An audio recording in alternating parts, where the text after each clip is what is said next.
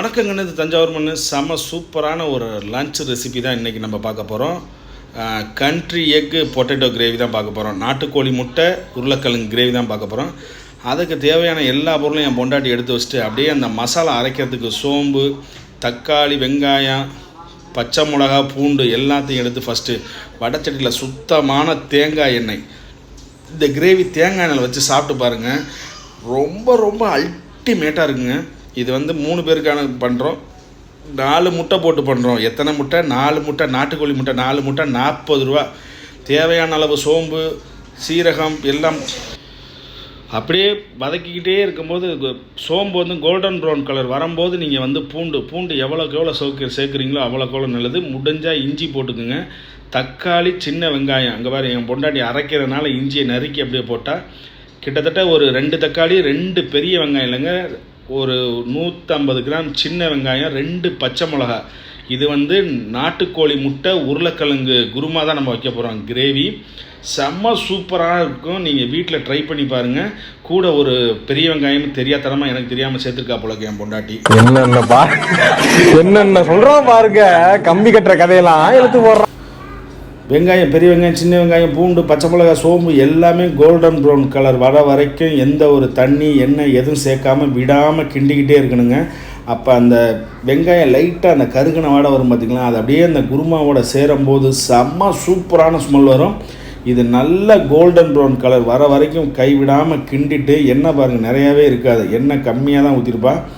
அதுக்கப்புறம் தான் நீங்கள் தக்காளி இறக்கணும். தக்காளி இறக்கணும் கையோடு நீங்கள் தேவையான அளவு உப்பு போட்டிங்கன்னா தான் தக்காளி நல்லா மசியும்.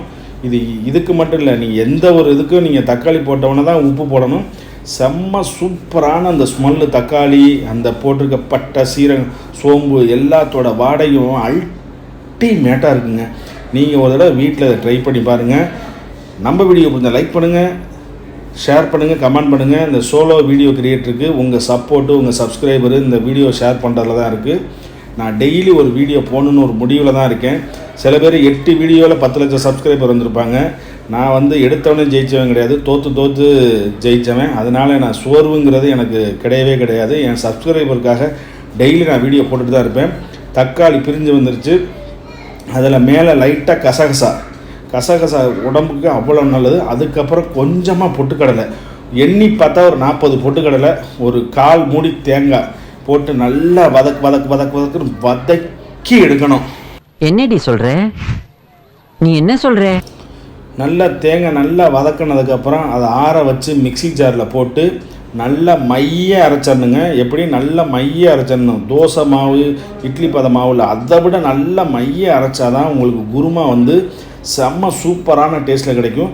திருப்பி கடாயை வச்சுட்டு அரைச்சி முடிச்சாச்சு. அது லாஸ்ட்டில் ஊற்றுவாங்க சுத்தமான தேங்காய் எண்ணெயில் நாட்டுக்கோழி முட்டை உருளைக்கிழங்க போட்டு இந்த கிரேவி செஞ்சு பாருங்கள். இதில் பட்டை இலை, சோம்பு, சீரகம் இல்லைங்க, சோம்பு, பிரியாணி இலெல்லாம் போட்டு நல்லா வதக்கிட்டு லைட்டாக உங்கள் வீட்டில் பிரியாணி பூ இருந்துச்சுன்னா போடுங்க. பச்சை மிளகா, கருவேப்பில்லை, கொத்தமல்லி, புதினாலாம் பியூர் பச்சையாக இருக்குங்க. ஃப்ரெஷ்ஷாக இருக்கிறத எடுத்து எந்த ஒரு சமையலுக்கும் பயன்படுத்துங்க. அது பயன்படுத்தி முடிச்சிங்களா, அடியில் இருக்க வேரை கட் பண்ணிவிட்டு லைட்டாக தண்ணியில் நனைச்சி அப்படியே ஒரு பாலித்தீன் கவரில் போட்டு கட்டி உள்ளே ஃப்ரிட்ஜுக்குள்ளே வச்சுருங்க. இல்லாட்டி நீங்கள் வெளியே வைக்கிற மாதிரி இருந்தால் ஒரு ஈர துணியை சுற்றி வச்சுருங்க. 2 நாளைக்கு கிடாமல் இருக்கும். நம்ம அரைச்சி வச்ச அந்த பேஸ்ட்டு, அந்த குருமா பேஸ்ட்டை வடச்சட்டியில் சேர்த்தோட பாருங்கள், ஓரத்தில் பூரா பொங்குது. நல்லா அப்படியே கிண்டிக்கிட்டே இருக்கணுங்க. கைவிடாமல் கிண்டிக்கிட்டே இருந்தீங்கன்னா சூப்பரான நாட்டுக்கோழி முட்டை உருளைக்கிழங்கு குருமா வந்துடும். கையில் அரைச்ச மிளகாத்தூள், மல்லித்தூள், மஞ்சள் தூள், கறி மசாலா தூள், ஆமாம் இதெல்லாம் போட்டால் தான் குருமாவுக்கு செம்ம சூப்பராக இருக்கும். இந்த பச்சை வாடை போகிற வரைக்கும் நல்லா கிண்டிட்டு தேவையான அளவு நீங்கள் தண்ணி ஊற்றுறது பார்த்திங்கன்னா, அரிசி கலஞ்சிக்க பாருங்கள், அந்த தண்ணி ஊற்றுங்க. டேஸ்ட்டு அல்டிமேட்டாக இருக்கும்.